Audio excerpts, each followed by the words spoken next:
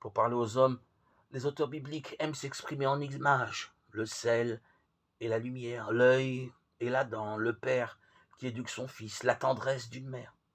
À travers ces formulations si diverses se fait jour une grande leçon de foi et d'espérance.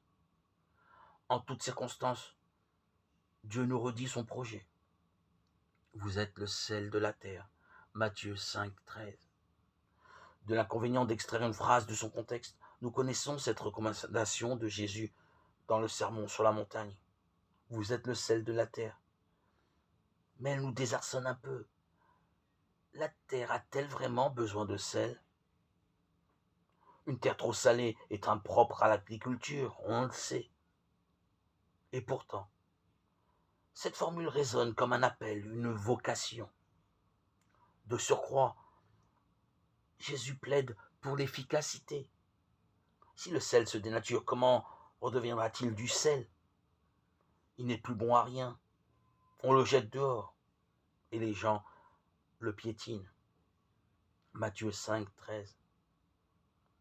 Traduisons. Veillons à être un sel de qualité pour mieux comprendre. Il faut poursuivre la lecture car Jésus propose une deuxième image. Dans le chapitre 5, verset 14, vous êtes la lumière du monde. Là encore, il nous veut utile. On n'allume pas une lampe pour la mettre sous le boisseau.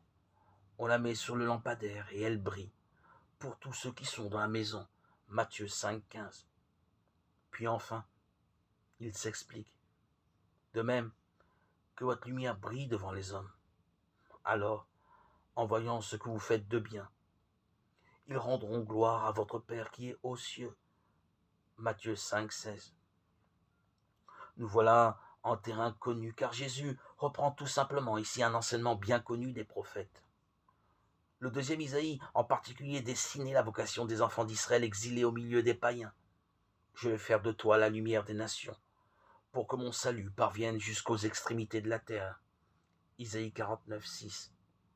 Voilà l'objectif, que le salut de Dieu soit offert à tous. Dieu confie cette mission à la communauté des croyants. Elle est notre unique raison de vivre.